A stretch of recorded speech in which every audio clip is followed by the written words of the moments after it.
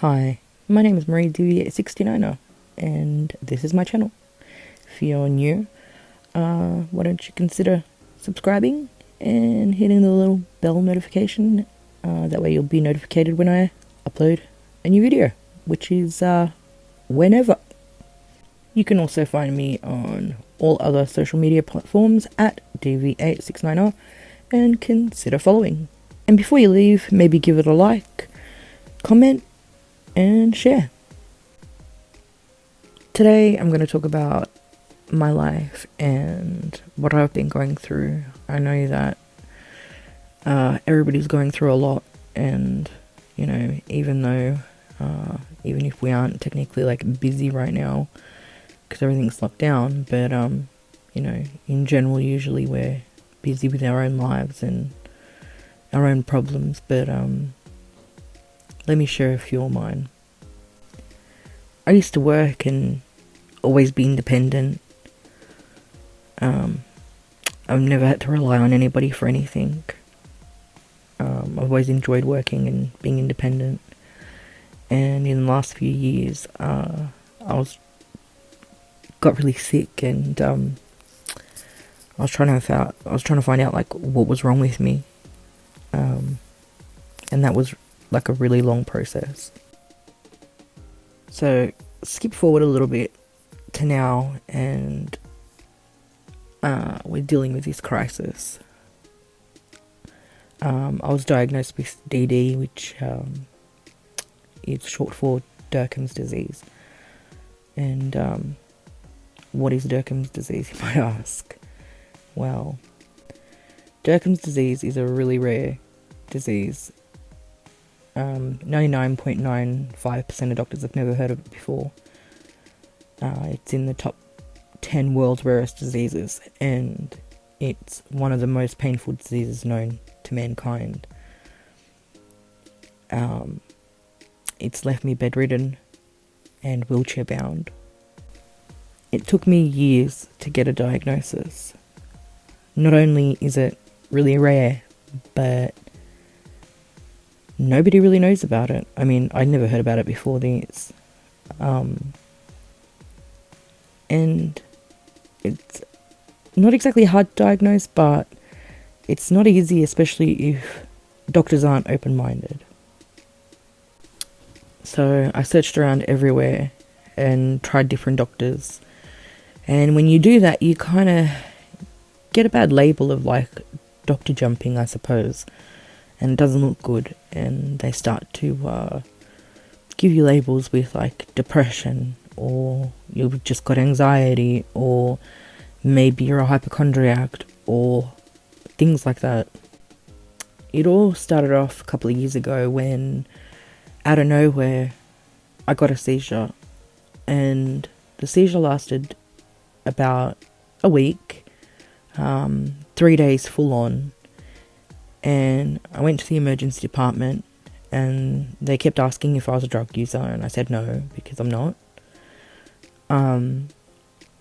And I was seizing, I was awake through it. I felt completely helpless. Nobody knew what was wrong with me.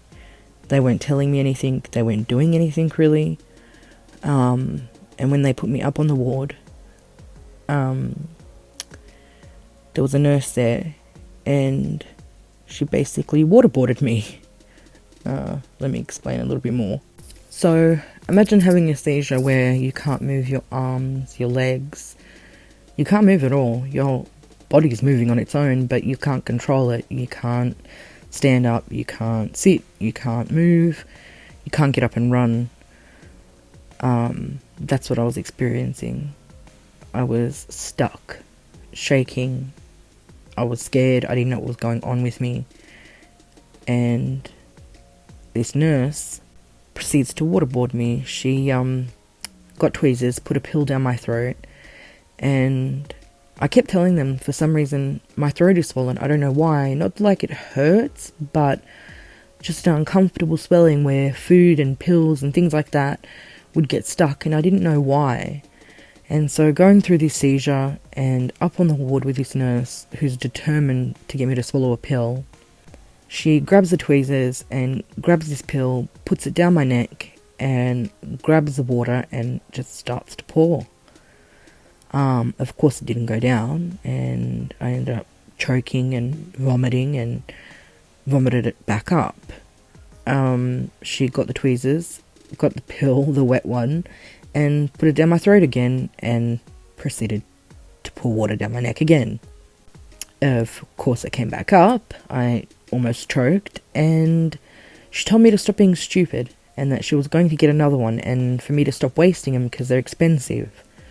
So she did this again a third time, and it burnt, I was choking, I was wet, I was crying, and there was a second nurse there who couldn't take it anymore, and she went to go get the doctor. Now at this point, I didn't know I had DURCUM'S disease. I didn't know what on earth was going wrong with me. I just knew that my body was falling apart, and I had no idea why. And no one was telling me why. The only thing that I got out of that was that nurse that did that to me, she told the doctors that I was crazy and that I should be locked up. Apparently not being able to swallow a pill means you should be locked up, that you're crazy. So I became really scared. Now, about a year later, learning that I have DURCUM'S disease, I also know that I have other things like EDS and fibromyalgia and like a range of other things. Let me explain DURCUM'S first before I kind of get into the rest. DURCUM'S disease is a connective tissue disease, and so can EDS be at the same way. But basically, DURCUM'S disease, it creates tumours all over your body. And I have them everywhere, and I mean everywhere. My chest, my arms, my legs, my stomach area, I mean everywhere. Usually, it's quite typical to get it in the trunk, what they call like mostly the stomach kind of area. But I have them everywhere. From the top of my head to the bottom of my feet. They're extremely painful, and it burns and it hurts. I also most likely have lupus. They did do the test, it came positive, but I still have to wait for a final diagnosis. But things like mast cell and phospholipid something syndrome, basically clotting, which I did get clots in my lungs.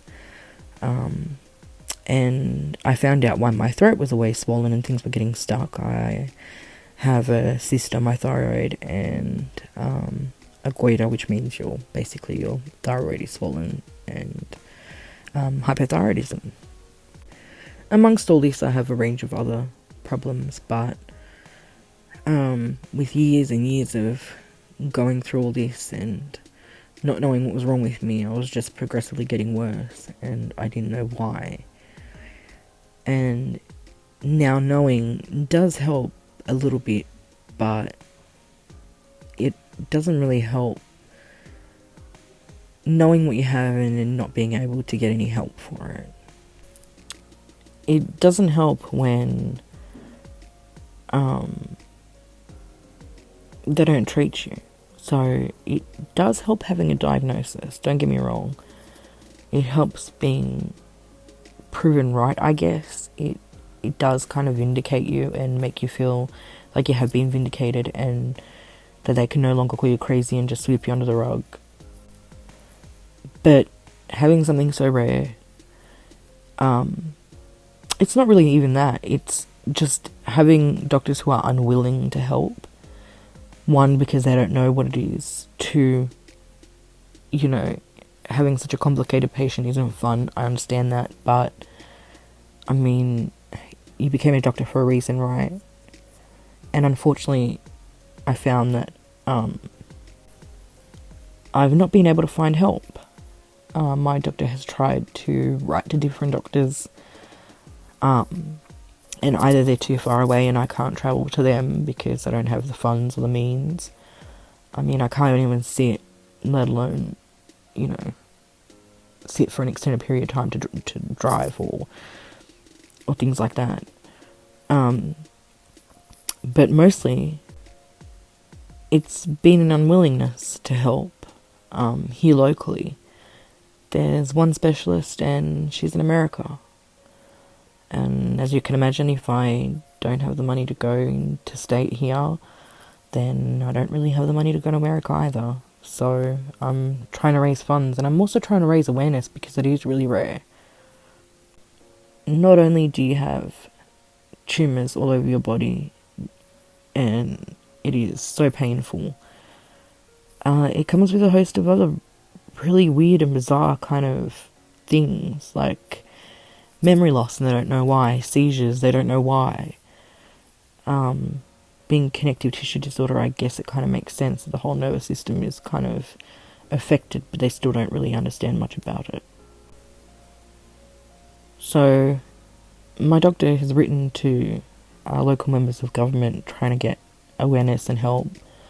I tried to contact some news outlets here and unfortunately said, well, it's kind of interesting, but we don't really feel like it's, that kind of interesting at the moment.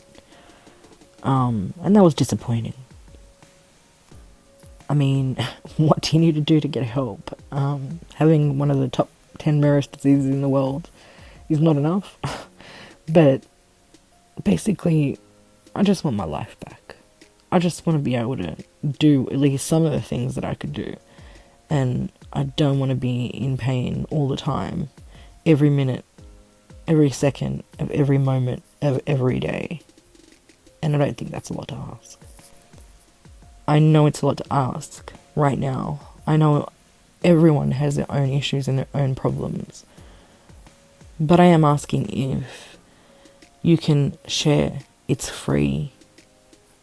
I could really use your help. And sharing costs nothing. And if you can donate, that's great. But what's more important is just getting the news out there. Hopefully I can reach a doctor or a specialist or someone. Maybe I can get sponsored, or maybe there's a doctor here somewhere who is willing to take a chance, or maybe there's a journalist willing to tell my story, or something. I've just got to believe in something that I will get better. Hope is a really powerful thing, and I don't want to lose hope. I want to hope that I get to do the things that I want to do, that I set out to do, and I don't want to quit. I'm not a quitter, and I don't want to quit. But things are getting really, really hard, and the longer it goes on, the harder things get. Not only am I bedridden, but I'm stuck on my left side. Because of the tumours that are everywhere, it's so painful. I can't lay on my back, I can't lay on my right side, I can't lay on my tummy. I've got to be on my left side, and just try it for tonight. One night, try sticking a pillow behind you and kind of in front of you, and laying on your left side and not moving the whole night. Before this I already had different things, different issues and back problems. But anybody who's ever had a bad back or anything like that, but yeah, if you just try sticking a pillow in front of you and behind you, and try not moving the whole night and just laying there like that, you'll quickly realise how hard it is and how much it actually does hurt. And then imagine that, not just one night, not just 2 nights, not just the week, not just the month, not just 1 year, but 3 years.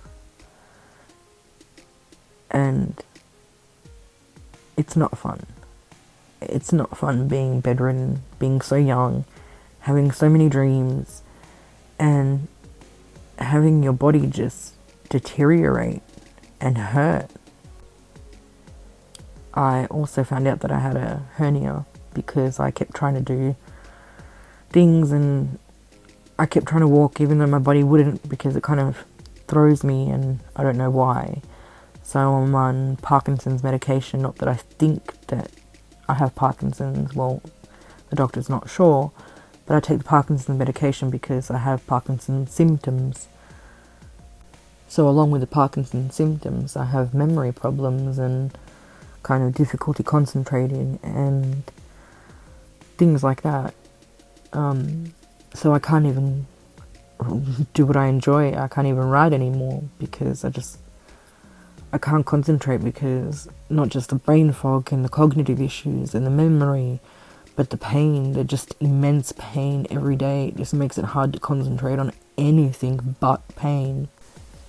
And neuropathic pain is like one of the worst pains. It hurts. It not just hurts, but burns so badly. The pain is just so much that that's all you can kind of think about day in, day out, is how much pain you're in and how much you don't want to be in pain anymore. Anyone who suffers with chronic pain can probably understand how hard it is to be tired all the time but not be able to sleep. Your body just is giving up on you, and when you're so full of life, like I am, I'm such a people person, I'm so friendly and I enjoy being out with people and enjoy experiencing new things. I mean, in a way, it's kind of weird, I guess, this experience of everyone kind of going crazy, being locked inside because of this thing that's going on in the world.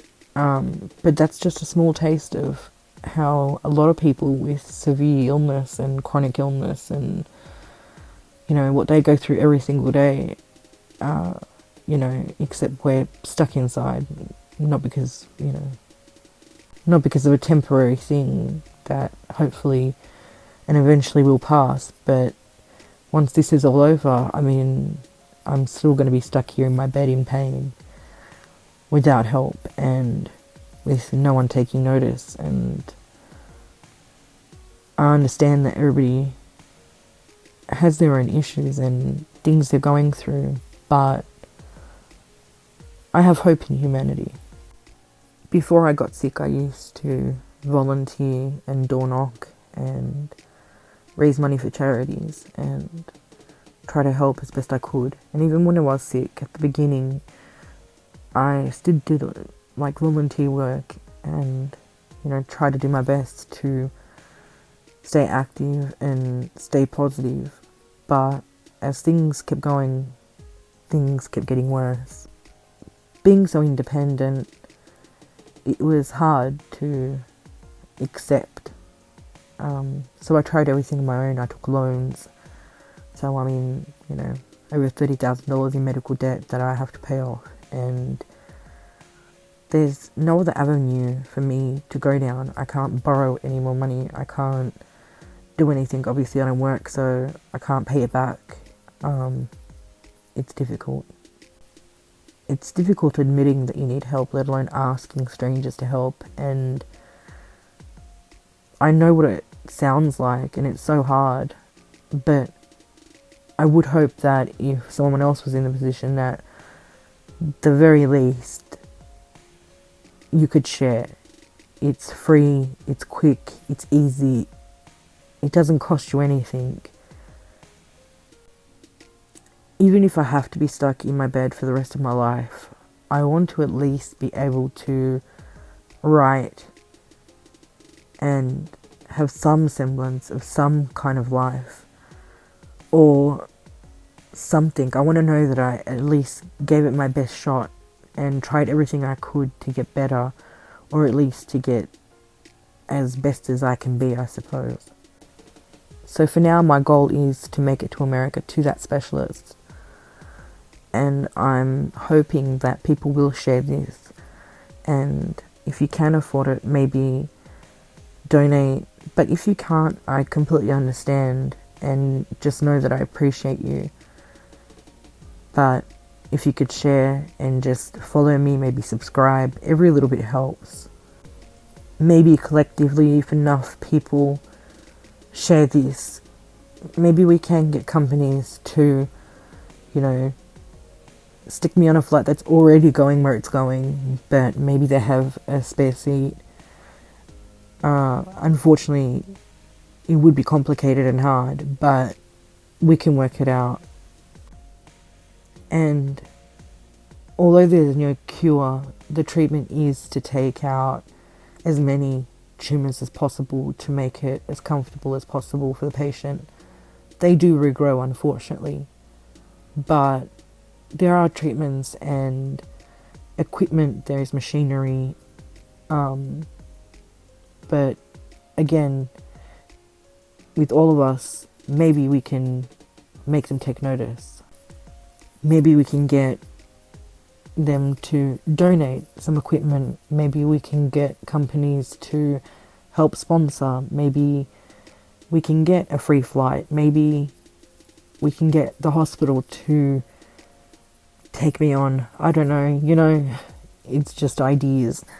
But I've got to have hope, because right now I'm drowning and nobody notices and nobody knows, and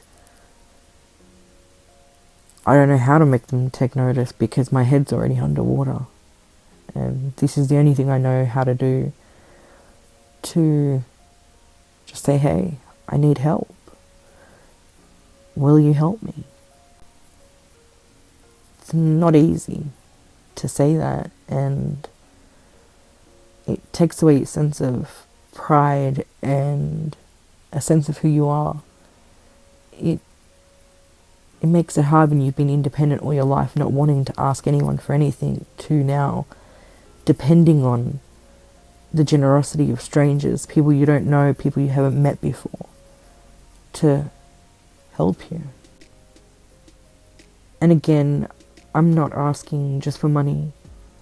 You know, if someone can donate, that's great, but really, there's a lot more that we can do if we can get this story to maybe go viral and make somebody take notice. I really do want to start something, not just for myself, but for others that were in the same position or are in the same position that I am now. Social media is a great way to get people to notice. I mean, things go viral all the time. Unfortunately, not always for the right reasons, but maybe, just maybe, this one time we can do some good with social media, and it does happen. Might not happen often, but it does happen. So, whether you can donate a few dollars, or, you know, you may know someone or a journalist or a friend who's a doctor or something like that, but basically, most people have a social media account, and sharing is a good start, a really good start, and I would really, really appreciate it so much if you could just at least share.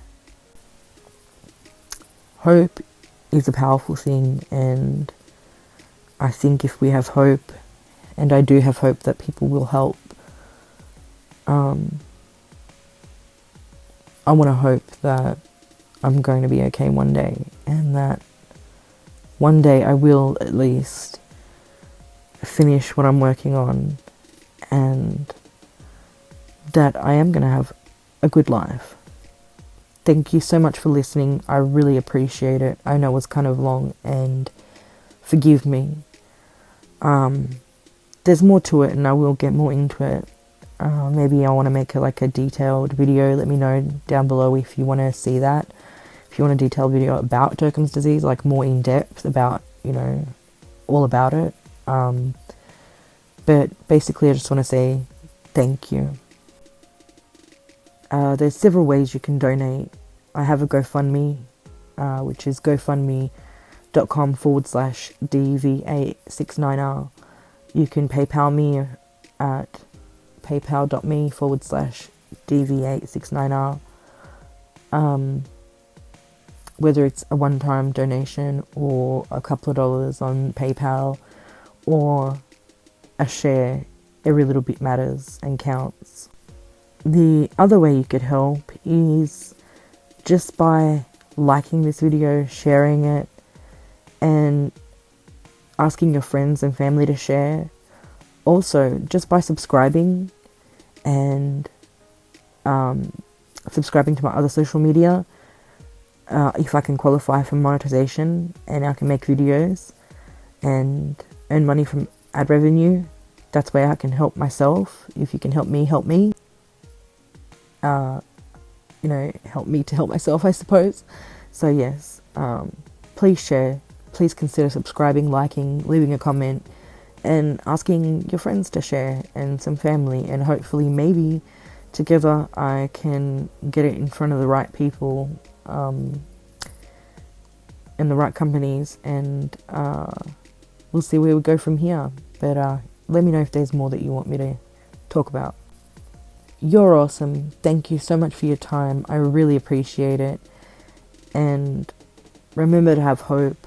I know that times are hard right now, but together we are going to get through it. There will be a new day.